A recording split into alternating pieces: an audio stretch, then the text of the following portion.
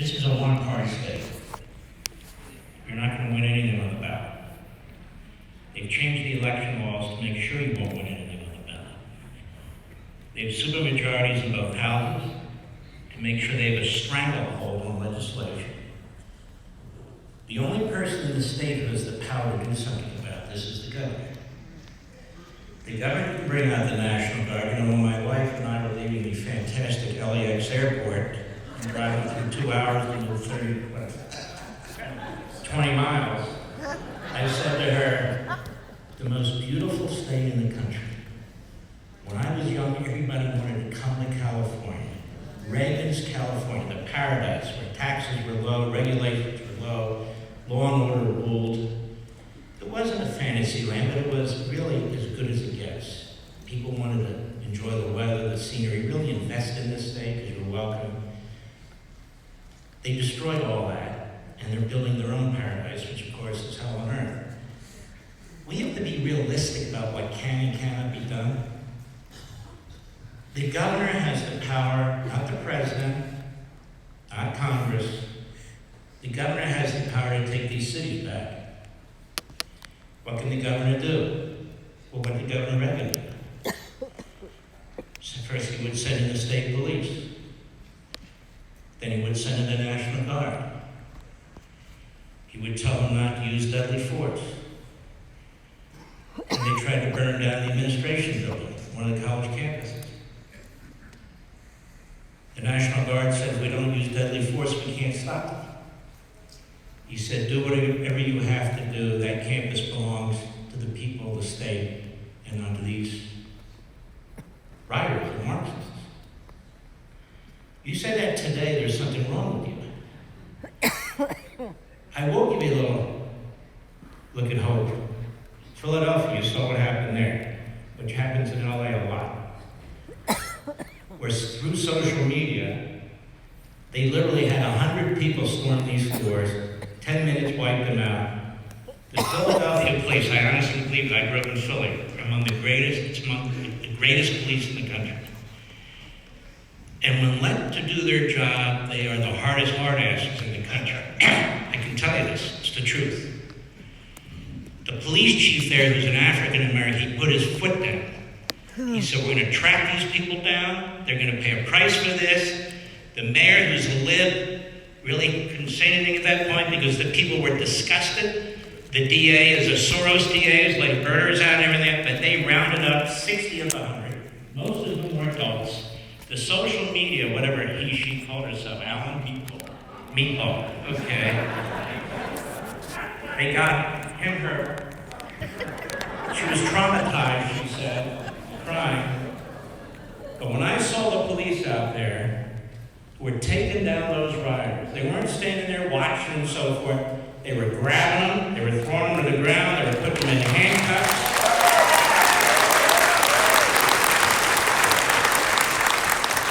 That's how you take the city back. The fact of the matter is your governor, it was Dennis Prager who just put people in 3 categories, basically. Well, he's right. Your governor does not want to take the cities back because his party doesn't want to take the cities back. Because most of the people who are out of prison, most of the people rioting, most of the people who are tolerating this, vote Democrat. I'm just being honest. That's part of their constituents. So, Dennis, I'd like to, Brandon, law enforcement guy. Here we just passed this no cash bail goes officially into effect today. You mentioned rioting. Cite and release, CR, on site, you don't book the person, you don't bring them in. Riot is one of the cite and release that is no bail. You don't even get brought down to the station for rioting in Los Angeles as of today. You want to respond to Mark? Yeah, because obviously rioting is a felony crime. But in California, they can't, these people have taken over. And so you can't even book that many people. You don't have enough place in the jail to do that.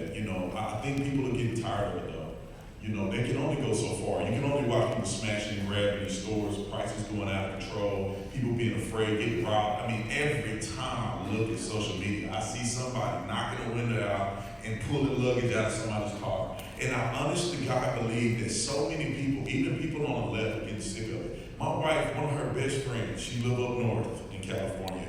And she, I think, of course, they poo right in front of her studio every day. She has a studio where they do yoga and stuff. But they just crap right in front of her stuff, messing her whole business up. When the riots and the Black Lives Matter riots, they were burning down stuff. She almost had to evacuate her apartment because they almost burned her apartment down. And then they finally shut, because she's in an apartment with stores, department stores underneath. They finally officially shut down every department store underneath that building because it's been getting robbed so much. And she said, this is my last year living out here. And it takes people, even on the left, because she's on the left, to get sick and tired of this stuff. They think, I don't know what they think is going to happen. I don't know. Maybe like they did with Donald Trump, right? They said, we're going to indict him and we're going to do all this and he's going to lose popularity. And it backfires. I don't know how they make that decision. Thank you. I'm thanking them for making that decision because now Donald Trump is going to, I think he's going to sweep by. But when you look at the law and order thing, it's the same scenario. It's that they felt as if they were soft on crime. They played a whole race card because black and brown bodies shouldn't be locked up for committing heinous crimes. It's starting to backfire on them like never before. I have never seen so many disgruntled people and people sick of the crime that is out of control in California. You know, I was at the Trump speech at the California GOP convention on Friday. He was amazing. But his biggest applause line was about the crime in California, and you probably saw it, it went viral. He said if we just allowed police to shoot back, it would stop in about 10 seconds.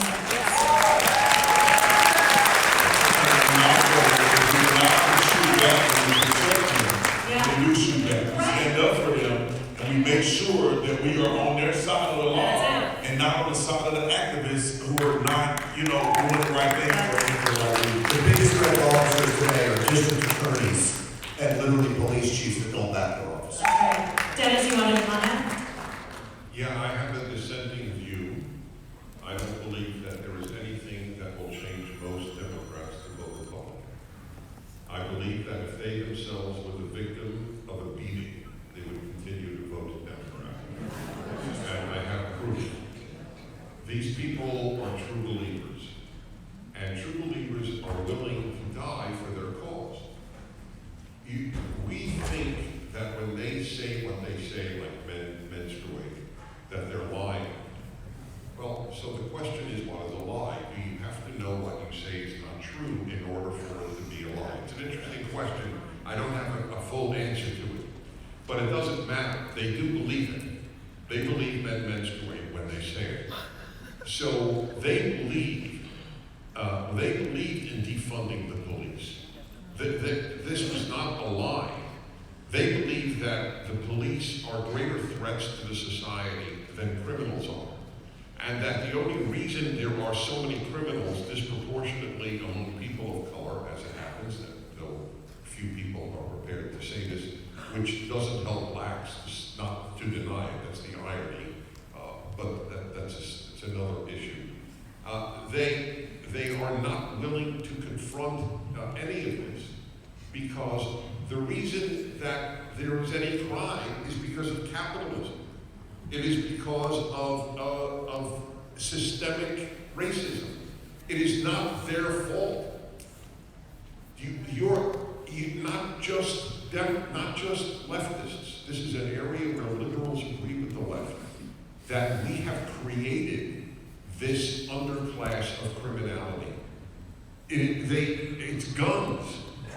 Ask any of your relatives who are liberal, forget leftists. What do you think would reduce crime more in America? More gun laws or more fathers? Remember to ask that question. Don't do it all provocatively. Just say, I'm really curious to understand your thinking. If you could have one or the other, which do you think would reduce violent crime more? More fathers or more gun laws? And I bet you they can say more gun laws. I'll give you another proof. A woman was gang raped by Middle Easterners in Germany. A German girl, a young woman, was gang raped. She reported that German men had done this, white German men. She lied about who gang raped her. because she didn't want ill will toward immigrants in Germany. These people are true believers. You believe in reality, so it is so hard for you to understand what makes these people tick. How do people believe it is a beautiful thing to say to a boy, yes, as soon as possible we'll remove your penis because you think you're a girl? These people believe that is a beautiful thing. We are living in an age of true moral and psychological sickness. So that's why I said that I somewhat dissent.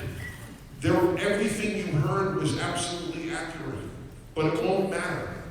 They will continue to vote Democrat. I know this for one other reason, and then I'll be silent. And that is, I grew up this way. I did not grow up in a leftist home. My father hated the left, but he was a liberal. He was truly an anti-left liberal. And he hated the communists, he hated communism, he hated the left, but he loved liberalism. And I remember I started reading avidly and collecting books in my sophomore year in high school. And I remember when I had 32 paperback books, I couldn't afford a hardcover. I was so proud, and I remember that number to this day. One of them was Danger on the Right. It was a classic of that era. I'm talking now about the early 60s. It was a classic. And that is what every liberal, not just leftist, believes. When all is said and done, the danger is on the right. It has been so effectively communicated that Nazism is the one great evil. Communists did bad things, but they're not evil. They meant well. Hitler and the Nazis didn't mean well, so they're really evil.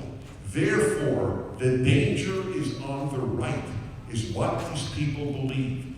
They can be beaten to a pulp by and have the beaters let out by a Soros funded DA, and they will still vote Democrat. That is how troubling the situation is. I thought I was the only pessimist up there. I was surrounded by optimists. Let me just say one thing about what Dennis says here. I will divide Democrats into three groups, Dennis. The zombie bomb throwers, the beneficiaries of the welfare state, and those who don't know their ass from a hole in the ground. Now, that's it. There is no way Ronald Reagan would have won 49 states if he didn't win some Democrat votes. And he won a lot. The blue-collar Democrats, for the most part, in all blue states. There's no way Donald Trump would have won in 2016 if he hadn't won Democrats. So when I talk about these things, write about these things, I'm very careful to distinguish between sort of the Democrat so-called intellectuals and scholars and activists and that whole crowd, and the electrician and the plumber and the truck driver and so forth, who I think are very open to reason.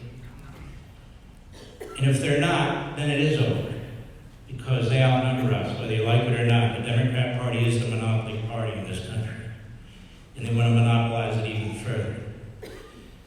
But I don't think we can give up on trying to reach those people with our ideas and our arguments. And as everybody on this stage has said, you ask the average electrician or plumber who comes into your house or whatever, what do they think what's going on in this country? They don't even think Republican or Democrat. They are disgusting. Those are the people we need to bring into our little community of conservatives and so forth. That doesn't mean the country's going to survive, but it means they're there for the pickings. And we need statesmen who know how to get them. And I'll just say this as a final, I guess I'll throw the turd in the swimming pool here. The dog turd in the swimming pool. When you have stupid battles, like we're having now with these five guys, I'm sorry, that's my view, the Republican Party, when they even vote against the massive majority of the Freedom Fighters and Chip Roy and Byron Donalds with an 8% cut across domestic spending. Ronald Reagan didn't even propose that.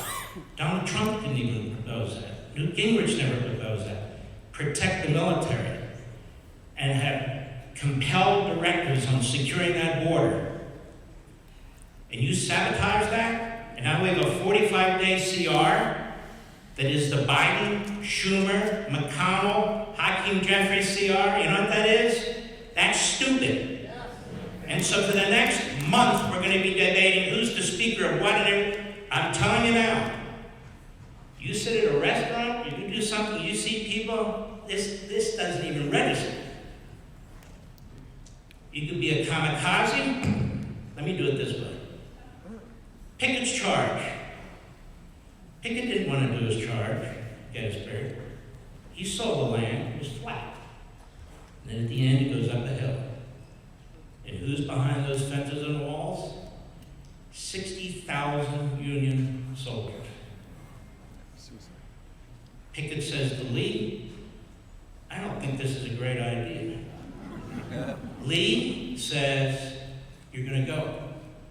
They got all excited, they got all worked up, they were ranting, they were yelling, and they go up and they're slaughtered. Really the final battle, if you will, to Gettysburg, even though there's other battles that come later.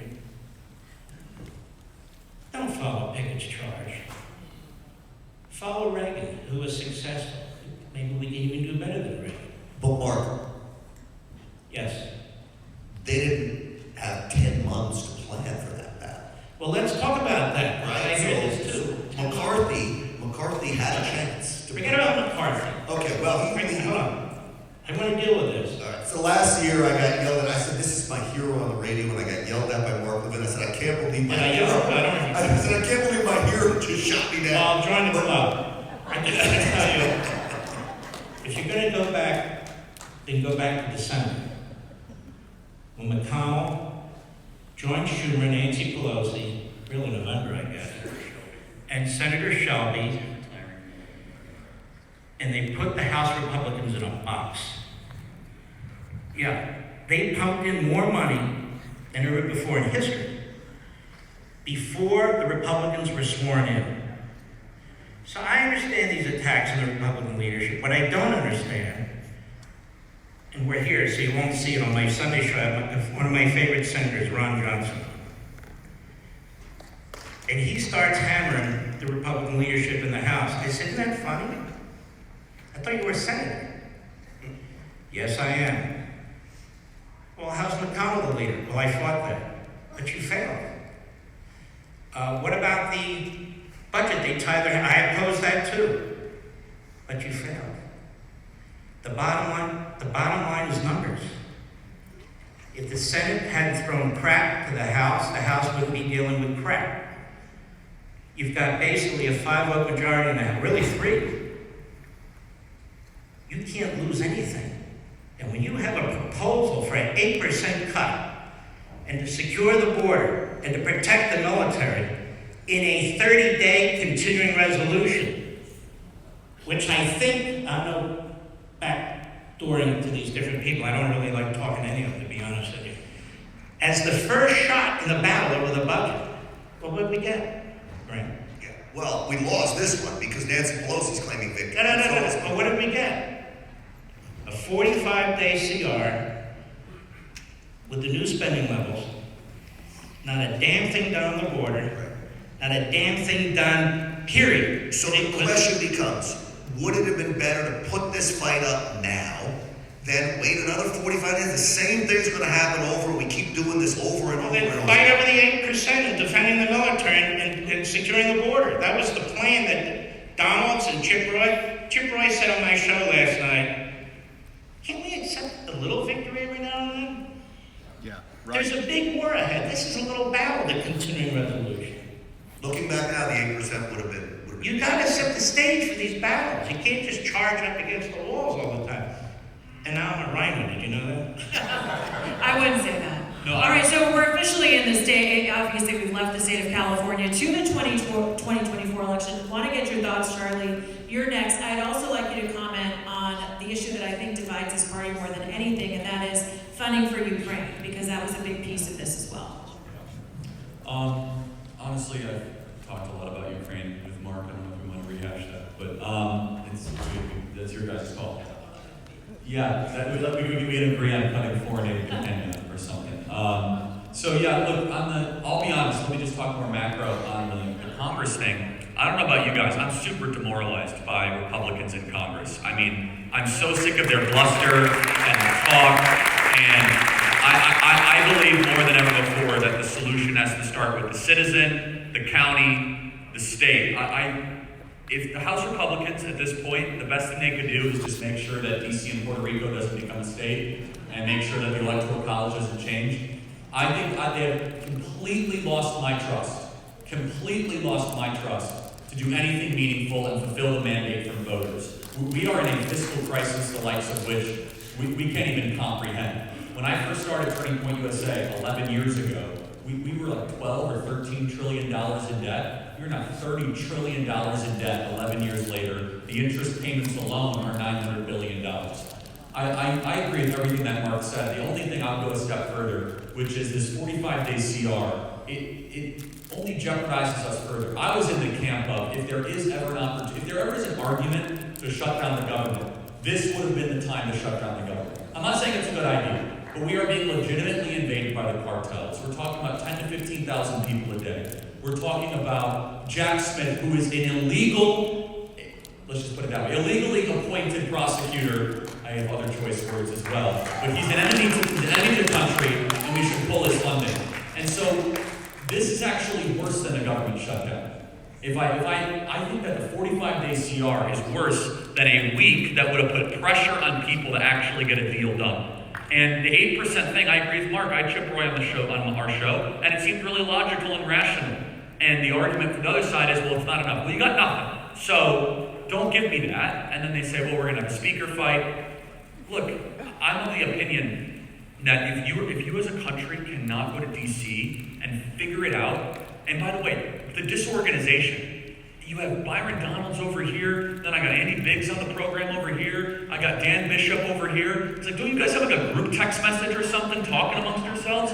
It's like they're all talking past each other. I have them coming on my show, and people that they say are on the same, they're saying contradictory things, right? Right, Mark? And I say, this is a Chinese fire drill that calls itself the House Republican Caucus. And so I'm being very honest, that it has to start with the states. In Congress, I've lost complete faith that they can do anything meaningful. And that's going to impact 2024, because now they want us to vote for them again. And if we do not significantly cut federal spending in this House, if we do not show the voters that we're doing everything we can, they're not giving voters a good reason to fulfill the mandate. And as far as the Ukraine thing, my position is pretty clear. Mark and I have very fun and polite disagreements and mutually respectful. I don't think we should be funding the war in Ukraine while our border remains wide open. Dennis, is there anything else worth the room for comment on? Comment on what was just... Yeah. Well, first of all, Ukraine, in a nutshell, I was passionately for supporting Ukraine, as I would be for supporting Taiwan if China invaded Taiwan. I'm not sure there's all that great difference. Russia thinks Ukraine is part of Russia, and China believes that Taiwan is part of China. So they would both be just reintegrating their own country or their own property, if you will, into their country. I have evolved in the course of the last year because I've learned a lot more. I'm still for aid in Ukraine, but I am as passionately committed to pursuing peace, even if it involves some temporary compromise on territory, because very quickly, number one, I learned, and now I don't believe this is just a made-up anecdote. Apparently, Boris Johnson was sent by Joe Biden to Ukraine to mix a possible peace and negotiation and peace agreement. I hope I'm wrong, actually, and if Mark knows I'm wrong, Mark, I'm on your side. I hope I am wrong. But I've read so many people I trust that Biden sent Johnson to nix a possible agreement that is to me immoral and bad for America, for the West, etc. It is a very complex issue, as I always point out. The fact that Sweden and Finland want to join NATO is staggering. It means that these places that are not known for their rapidly pro-Trumpian foreign policy, or pro-American foreign policy for that matter, so fear Putin that they would want to give up their lifelong, since World War II neutrality, is a very powerful argument in favor of those who want to aid Ukraine. Yeah. What I care about most is not your position, is that Republicans not destroy one another over the issue. We have an enemy called the Democratic Party that is destroying this country. And if we shoot each other instead of them, we deserve to lose the country. You know, I think we can find common ground. The real cause of everything going on in Ukraine is Joe Biden. And Joe Biden's energy policy, I think if oil was down, Vladimir Putin wouldn't have the money to go into Ukraine. That would stop it. I think, and everyone was asking, this happened under Reagan. And what would Reagan do in Ukraine? I don't think it's ever would have happened under Reagan, just like it wouldn't have happened under President Trump. That's right. All right, speaking of Joe Biden, there's an impeachment inquiry underway. We've talked about it, that it is good, but is it good strategically at this moment to try to get rid of Joe Biden? Sure, all of us in our heart probably believe that he is Crooked Joe. Brandon, what do you think about the strategy behind the impeachment inquiry? Do you think it's the right thing for the House to do? Do you trust the House Republicans to carry this out and make it meaningful? And do you think ultimately Joe Biden will be impeached? There's a lot of great questions. You know, I think it's the moral thing to do. I think it's the right thing to do. This guy has been corrupt for a very long time, and he should have nowhere near a position being in the president or in the seat of the president of the United States of America. That's point blank. He's selling our country. His son is snorting cocaine off hookers and getting paid by all these foreign governments. He's giving his dad 10%. I mean, this is crazy corruption. And how can we ever think that they're impartial about their dealings with other countries, especially Ukraine, when they're taking so much money from Ukraine and probably being robbed by these people? I mean, if we don't give Zelensky money, I mean, what will come out? I don't know. I'm not as sophisticated as the gentleman sitting here, but it just seemed really shady to me that we're giving them all of this money and our country is not doing it. You know, I would say this, I don't have faith in the Republicans in the House. I just don't have faith in them. I don't know about you guys. I don't give a flying flip about all that talking and inquiries and all this stuff. Are you going to get the man impeached or are you not? I don't understand how we can't be successful in this. They impeached Donald Trump twice and he didn't do nothing wrong. He was on a phone call. They got released. So let's just say there was nothing wrong. We can read for ourselves there was nothing on the phone call. And then they blamed January 6th on the man. When he said in his message, do not be violent towards Capitol Police. Be peaceful in your protest. And somehow that's translated to the left as go be violent and go into the Capitol building and do whatever they claim they did. It wasn't an insurrection. They impeached the man over nothing. How in the world can we not impeach Joe Biden? Yeah. It was mind-blowing. The guy who put protocol on a stage like this, when you know, in front of the world, we got messages, his son's laptop. I mean, my God, what a dangerous representation for the United States of America. So I'm all in for getting that sorry, dirty dog out of the position of president.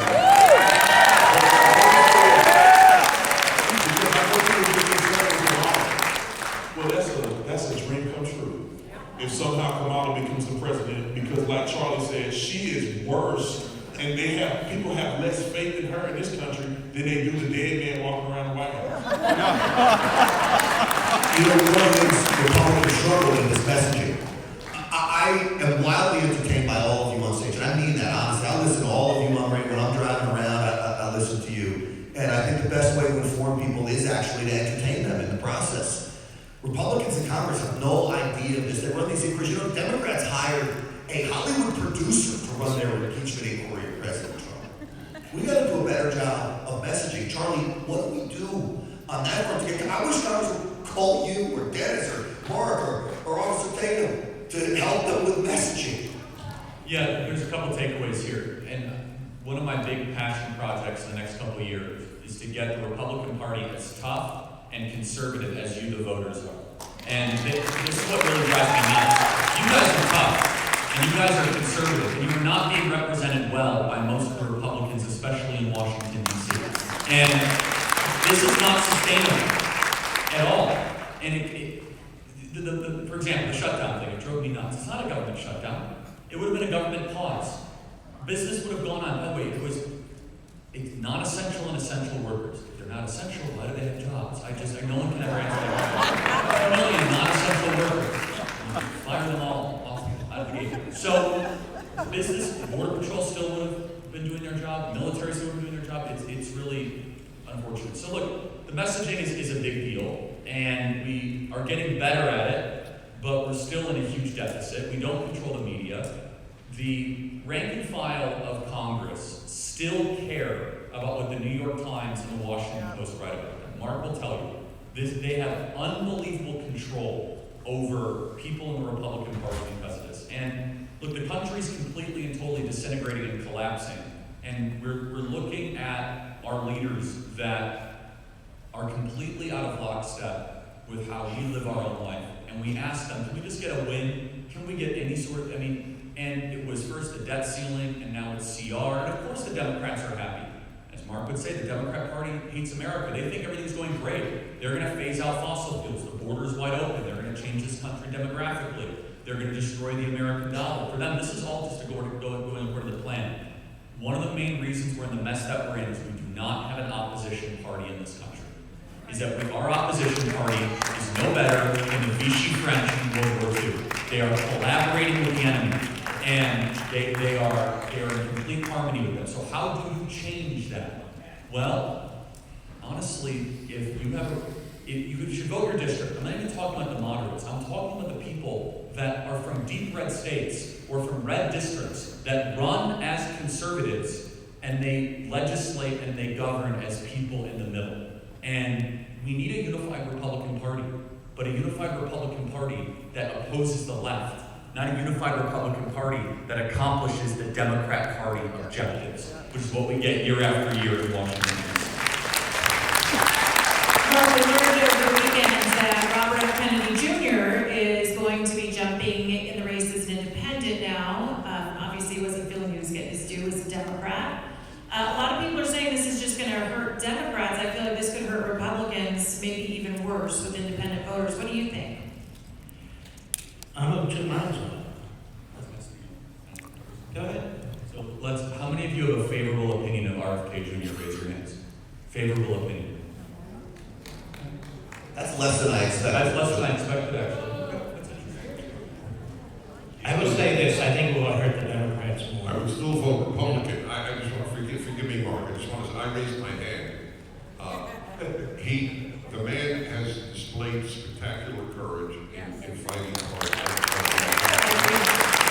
He is devoting his life. I thought he was a kook. I now believe him on vaccines because I was lied to, not by Kennedy, but by the CDC. Right?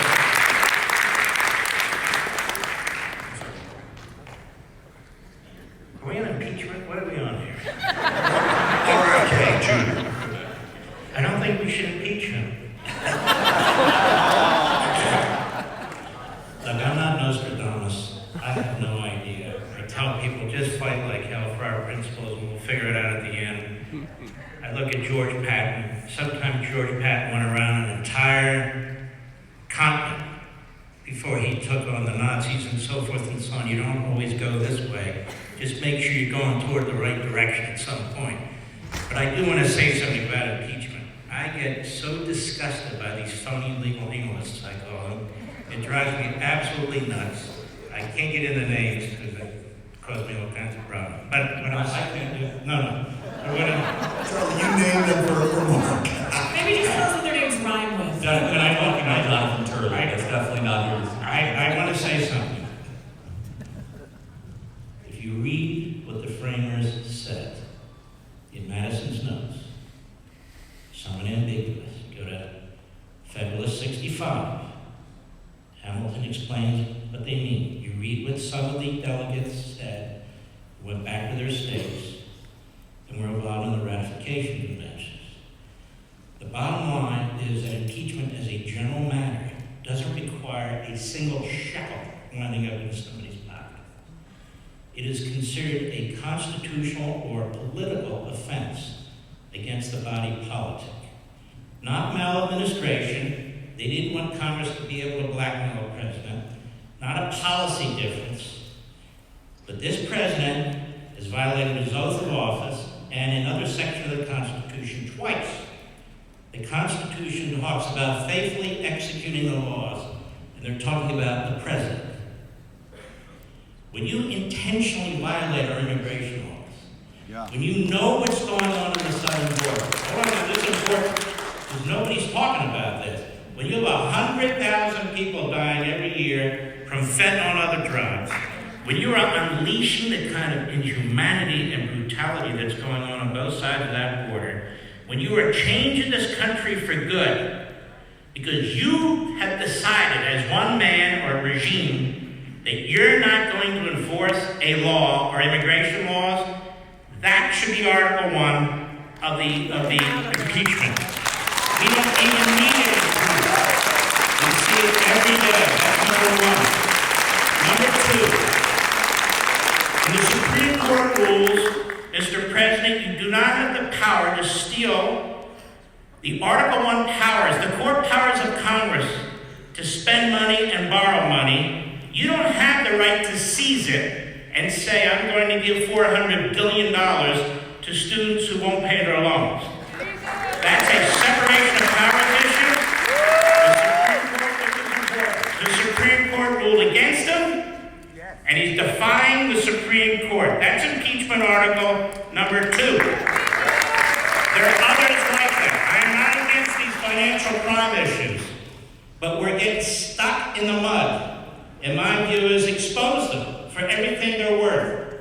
But I want to remind you, Andrew Johnson wasn't impeached over financial crimes. He wasn't. Bill Clinton wasn't impeached over financial crimes. The hideous abuse by Pelosi and the Democrats against Donald Trump had nothing to do with financial crimes. So why are we getting stuck in the weeds? I got a subpoena on this bank account.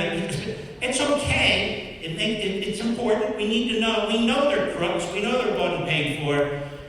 But the proof that he has not upheld his oath twice in the Constitution, these things have been litigated in the Supreme Court, and that he has intentionally seized power from the United States Congress that doesn't belong to a president. What are they waiting for? I mean, to your point, but to me, these are political / constitutional / crimes against the body politic and the civil society, and that's what they meant by high crimes and misdemeanors. They didn't mean committing a felony. They didn't mean jaywalking. We know what they meant. Not to get too boring, they looked at this case involving Hastings back in Britain and what Parliament was doing to him, a minister under the king and so on. That's who they looked to. That's what they looked for. There was some debate on this. And I think the American people would be very persuaded by this. Again, tying it to the border. Brandon, I saw a video on the border. There were Border Patrol agents that cut barbed wire fencing that the state of Texas put up down on the border in Texas. One of the vice presidents of Border Patrol Council called me just this morning saying, you got to stop playing that video because it's making my Border Patrol agents look bad. I said, your Border Patrol agents shouldn't be cutting the state of Texas barbed wire. What do you do if you're a Border Patrol agent? You're ordered to cut the barbed wire. I said, you know what? You ought to sue the Biden administration. The Border Patrol Council ought to sue the Biden administration and tell them you don't want your agents arrested by Texas state troopers for cutting their barbed wire. That's a very interesting stance. You know, I did see some of those videos, and it is discouraging to see them cutting barbed wire and letting people through in our country. I mean, the job of the Border Patrol is to patrol and protect the border, and that appears that's what is happening in the video. I do understand nuance, right? I mean, when I look at it, I say, I know a lot of people in Border Patrol. And I say, well, are these people acting maliciously? Are they aiding and abetting these illegals coming into our country? Maybe it's more to the story. So the agent who called me said they were taking orders because when you're on U.S. soil, they have to be, quote, arrested. Disobey the orders. My goodness, what is wrong with these people? I think that's the answer. That's hard, because I tell police officers all the time, what are you going to do when you are given an unconstitutional order? We saw it happen to police officers in Canada. You better decide now. We know what they come out, they listen to orders. They raid homes of J6 defendants that waved flags. They come after grannies in Michigan. This idea that the police and the border patrol are not going to, they're going to listen. They do not have the spine you think they have currently. I think there's a difference between those radicalized FBI. Oh, no. Where is the walkout at the FBI building right now? There's like 3 or 4 people that are there. They want their pension, they want their salary. These are not patriots. These are people that would have transported Jews in World War II for the Holocaust that call themselves government agents. It's just orders. I'm sick of hearing that it's just orders. Disobey the order from an illegitimate government.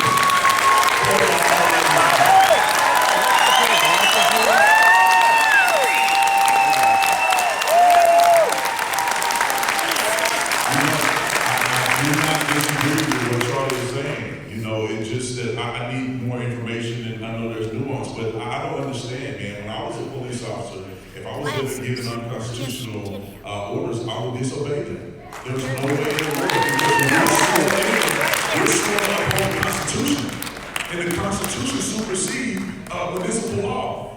And I don't understand, that's why I say, and I'm telling everybody here, I don't mean to be a Debbie Downer, but, I need to hear both sides before I make a judgment call. Like I said, I know guys on the border. I know people that do this job. There has to be a rationale that maybe we can have a conversation about why are you guys cutting wire at the border. I understand that there's reasons to have them and arrest them and all these different things, and I'm not there to make that judgment call. So I will say it is troubling to see that. I'm disappointed to see that. But I will say that I would love to hear from the guy who's cutting the wire. What is the direction specifically that you're getting? And the reason why I say this, because police officers get this bad rap all the time. It's almost the same thing. If you don't understand the policies of policing, you don't understand protocol, you don't understand what the next step is once you see this action that happens, then it's kind of, it kind of goes down a bad path of judging without knowing all the full information. But I will say, Charlie, I agree with you 1,000%.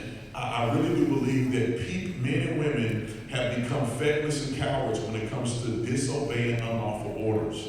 And I understand the nuance. I understand that some people probably been there for 30 years and they're going to lose their whole pension. And you know what also could happen is if Border Patrol agents that are there, they disobey law, will there be repercussions for them? Will they go to prison like January 6th and end up sitting there forever and nobody's there to defend them? So I understand that nuance, but I get it. I agree with Charlie. Well, how about the reins on the horses? They charge them whipping people. That's true. Perfect example. They do nothing.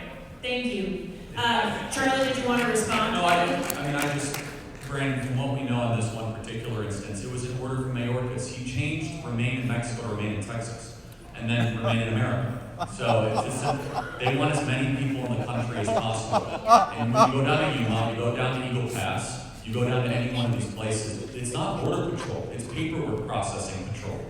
For the first time, okay, thank you, got it. For the first time ever, we have Border Patrol, DHS, Homeland Security, that and by the way, they're not migrants, stop calling them migrants. These are foreigners and invaders into our country. I'm so sick of calling them migrants. They are running into the arms of the American government.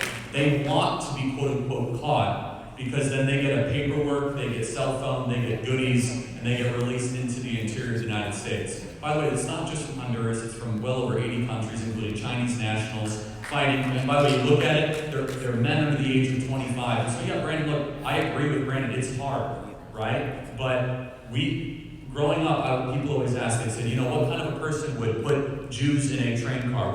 We know. They just staff our government now. They just follow orders, keep their heads down, get the pension, go home and not ask any questions. And so, it's going to take mass civil disobedience. And the January 6th defendants that are still in pretrial detention 2.5 years later, it's a Soviet-style show trial. They're doing it as a way to shock and awe society legally. And they do it publicly, they do it on TV. There's a reason why everyone gets a push notification on Apple News every other day that another January 6th defendant is going to federal prison. They want the drumbeat and the slow drip and the reminder that if you speak out against the regime, if you do anything, your entire life will be ruined.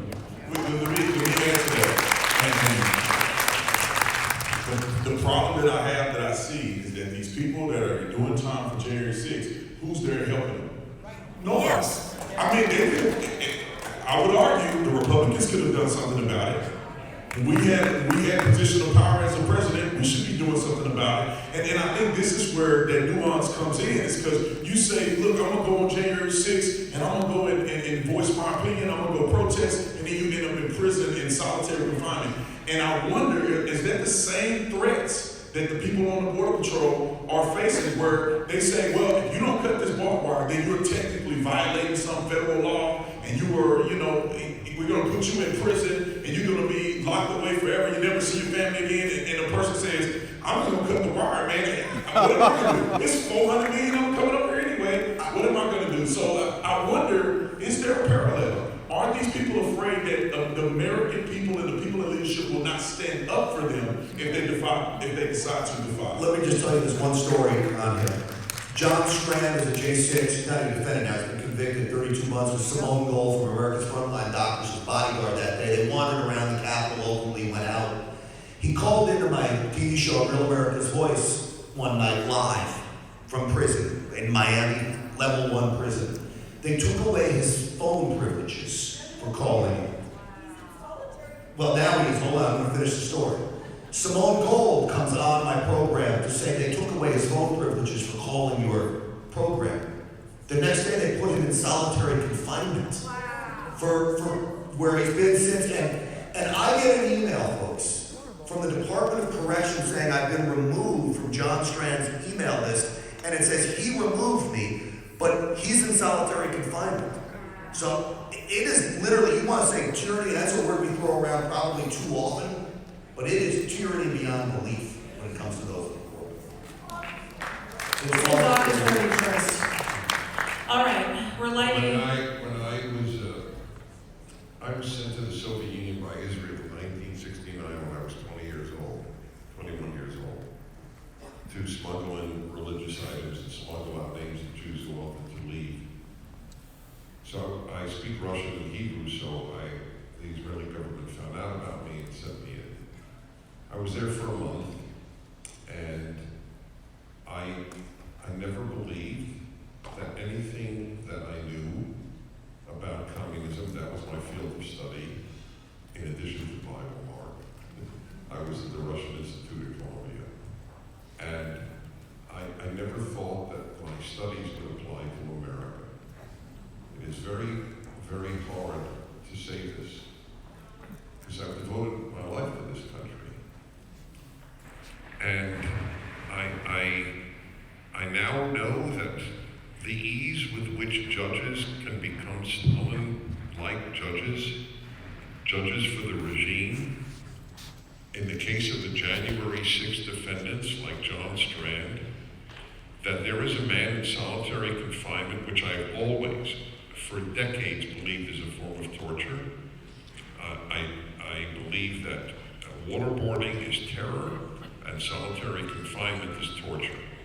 I'm very precise in human suffering arenas. And that he is in solitary confinement, that he is in jail at all, means that we have political prisoners for the first time in American history. The ease, I'll tell you what has been distressing, and my point is not to distress you. My point is to make you fight. What is it? I read a line in my Bible commentary, in research for the fourth of my 5 volumes. It was a great line. It was, despair is a sin. What a powerful line. And I believe that. So I'm not telling you this to despair. If you despair, I have failed and you have failed. I'm telling it to you to understand the gravity of the situation. If you go to an oncologist, you don't want a cheerful report. You want an honest report, and then to say, hey, we can do something about it. but the oncologist is doing you no favor by denying how grave the situation is. Well, we are oncologists, we conservatives. America has a cancer, it's called leftism. And it's as big a cancer as communism was in Russia or North Vietnam or North Korea or wherever. John Strand is in solitary confinement and in prison. Though video was shown of him in the Capitol doing nothing, he did nothing. He is in prison because he was there. That is all because the judge and the jury hate conservatives. That is the only reason he is in prison.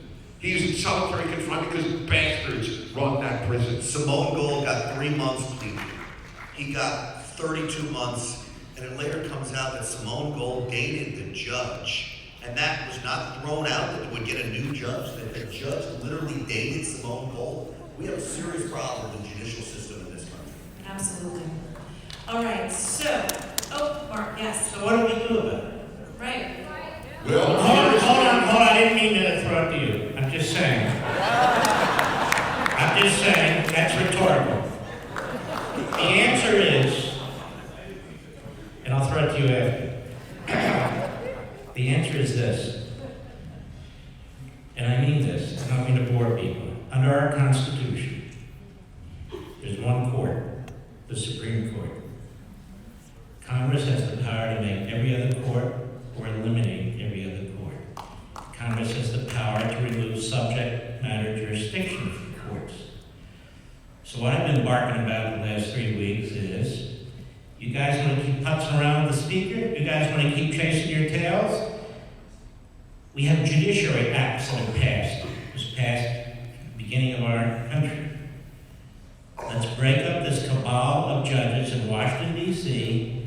Let's remove subject matter jurisdiction where every federal related matter is heard by this cabal of district judges, the overwhelming majority of whom were appointed by Obama and Biden. Let's move the jurisdictions out, maybe West Virginia. Why do we put up with this shit? Why do we put up with this? We can talk about penises here, I can say that. We're just about the end of the program now, So let's thank our sponsors real quick because we have one more question for you guys. So a big thank you to, are you guys having fun? Did we have so much fun?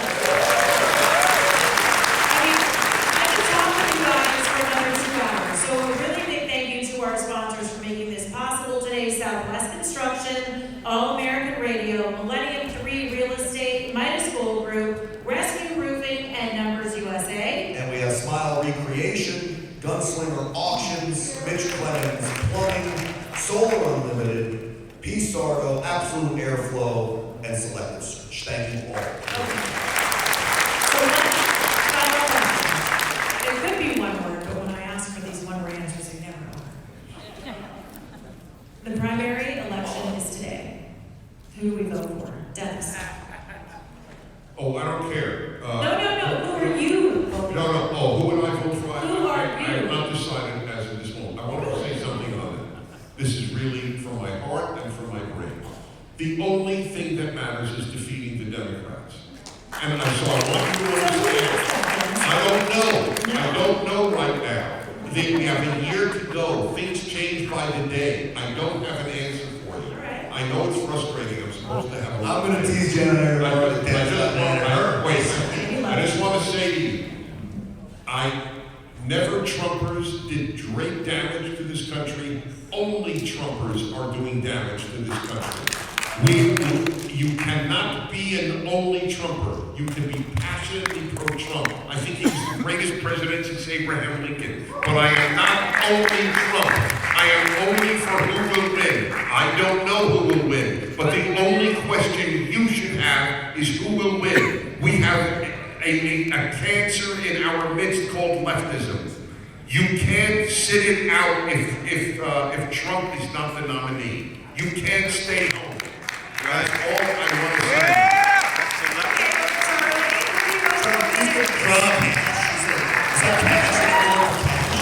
I don't know. Trump. Wait,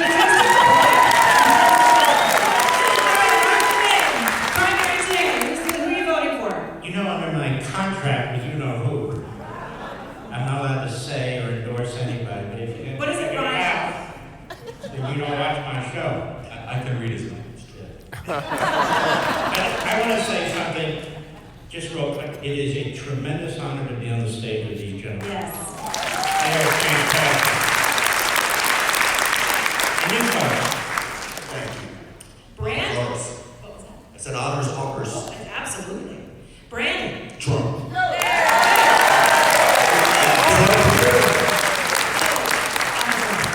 Dennis is mad at me because I'm an only Trumper, Dennis. And I will tell you, if you get a chance, watch that speech at the convention. It was terrific. It was a good one. He's ready to go. But I want to say a big special thank you to all of you. Let's give it a big round of applause. These guys are so amazing.